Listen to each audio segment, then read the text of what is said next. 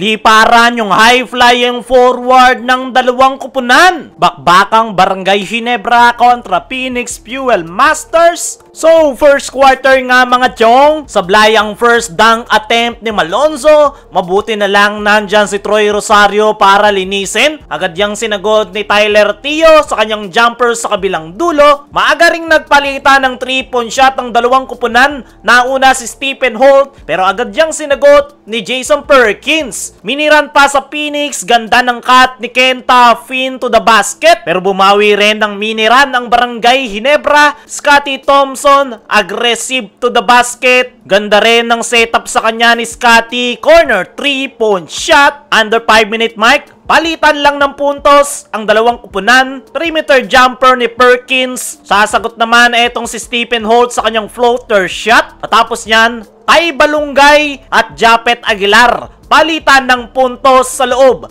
ng painted area. Early timeout ang Phoenix. Lamang ng isa ang Ginebra. Matapos ang timeout na yan, pinostihan ni Jason Perkins, Troy Rosario, fade away jumper, 3-minute mark, ganda sana ng block ni Jason David. Ang kaso nga lang nadampot yan ni Jason Perkins sa ilalim. Sagutan na naman yung dalawang bigman ng dalawang kupunan. Dadakdak si Kai Balungay, pero bumawi si Japet. Alley-oop dunk sa kabilang dulo. Pero under a minute, uminit yung outside shooting ng Phoenix. Nagbaon ng tag-isang 3-point shot si Perkins at RJ Azul. Kaya natapos ang first quarter. 27-24 lamang na ang Phoenix. Pagpasok ng second quarter, dala pa rin ng Phoenix yung kanilang mainit na outside shooting. 3-point shot ang bungad ni Kenta Finn. Tatlo sana yung napeke ni Richie Rivero kaso traveling. Kaya naman dyan nag-capitalize ang Ginebra. 3-point shot ni Malonzo. Dinaan na rin nila sa bilis yung laro. Aggressive yung Ginebra to the basket. Bilang nag-struggle yung opensa ng Phoenix. Samantalang ang Ginebra, tuloy-tuloy yung kanilang opensa. 3-point shot ni RJ.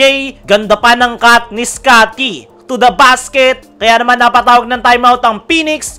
34-41. 7-point lead para sa Barangay Ginebra. Matapos ang timeout na yan, nagbaon ng 3-point shot etong si Ralco. Pero agad yang binawi ni Sean Manganti. Corner 3-point shot. Minira ng sagot ng Ginebra. Japet Aguilar, perimeter jumper. Stephen Holt naman na nagsisimula ng uminit sa 3-point area. Pero mas mainit si RJ Azul. 8 straight points, dalawa galing sa 4-point area. Dadagdagan pa yan ng 3-point shot ni Perkins. Mabuti na lang, mainit na si Stephen Holt sa 3-point area. Nagpaulan para alagaan ang kanilang kalamangan. Kaya natapos ang first half 50-59, 9-point lead para sa Barangay Ginebra. Leading scorer si Jason Perkins with 19. Japet naman with 15 para sa Barangay Ginebra. Pagpasok ng third quarter, 3-point shot agad ang bungad netong si RJ Azul. Japet ang nakikipagsagutan ng puntos para sa Ginebra. Perimeter jumper, 3-point shot ang sagot netong si Tyler Tio. Pero agad na inatake ni Japet yung depensa ng Phoenix. Easy layup. Tutulong na rin si Troy Rosario sa loob ng painted area. Sa kabilang dulo nakalusot si RJ Azul. Floater shot. Pero 3-point shot ang sagot dyan netong si Scottie Thompson. Kaya naman napatawag ng timeout ang Phoenix. Balik sa 11 ang kalamangan ng Ginebra. Matapos ang timeout na yan,